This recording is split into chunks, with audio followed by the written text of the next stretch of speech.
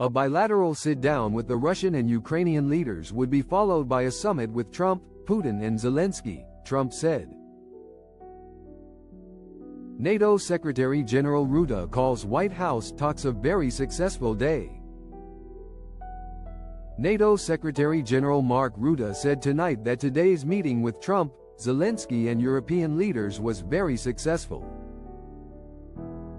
adding that he expects details about security guarantees as part of a potential peace deal to be discussed over the coming days. In a Fox News interview, Rutte called Trump a pragmatic peacemaker and summed up the White House talks by saying, "This was a very successful day." On security guarantees, Rutte said, "The U.S. involvement will be discussed over the coming days. But clearly for Ukraine to consider what to do next when it comes to territory, it is important to also know what the situation will be with the security guarantees to prevent Vladimir Putin from ever trying again to invade parts of Ukraine," he added. Finland's president says Russia doesn't get to decide what security guarantees for Ukraine look like. Finnish President Alexander Stubb tonight discussed his meeting with Trump, Zelensky and other European leaders and the prospect of a peace deal between Ukraine and Russia. On the topic of security guarantees, Stubb said it is not up to the Kremlin to decide what security guarantees Western allies provide for Ukraine. "What we have agreed on is to work on European and American security guarantees, essentially, which will be secure from the European perspective, coordinated with the Americans. It's us who decide what kind of security guarantees we put up for Ukraine, not the Russians," Stubb told NBC News' Andrea Mitchell in an interview. Stubb also said he would prefer to first have a ceasefire in place.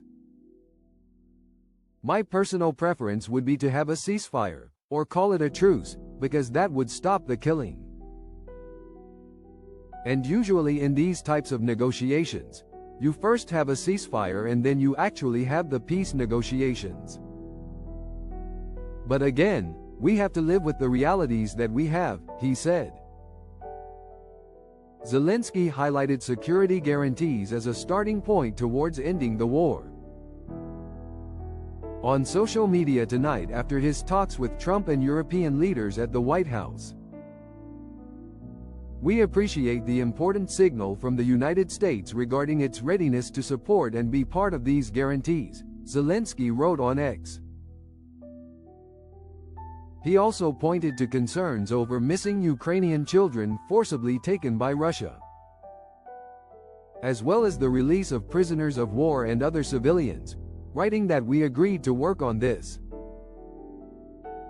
Secretary of State Marco Rubio said tonight in discussing Trump's meeting with Zelensky and European leaders that Ukraine and Russia would each need to make some concessions, and that, obviously, land would be a part of the conversation. In essence, they have to believe that at the end of this war, they are in a position to never get invaded again.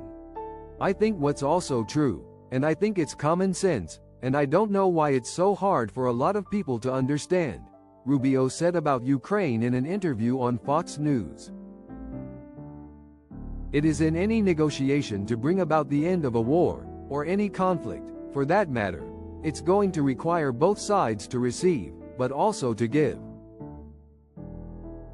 Each side is going to have to make some concessions, and obviously land, or where you draw those lines. Where the war stops, is going to be part of that conversation," he added. Zelensky has repeatedly said he is not willing to cede Ukrainian land as part of negotiations to end the war. "Ukrainians will not give their land to the occupier," he said in a Telegram message last week after Trump said land swaps would be included in a potential peace deal. Some Democratic lawmakers keep up criticism of last week's Trump-Putin summit after today's White House talks. Some Democratic lawmakers are amping up Trump's treatment of Putin in Alaska last week in their reactions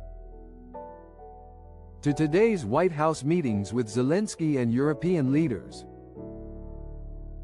Senator Elizabeth Warren, D-Mass, slammed Trump for having rolled out the red carpet for Vladimir Putin, and now rolling back his promise to impose consequences for Russia's war. If President Trump is serious about securing a just peace for Ukraine, he needs to act now to increase pressure on Putin's war machine, Warren said. Representative Delia Ramirez, D.I.L., said on social media after the meeting that Putin was a dictator, a warmonger, and an extremist. While Trump, another warmonger, bows to the whims of Putin, I stand with Ukrainians and demand an end to the war that upholds their sovereignty and safety, Ramirez wrote.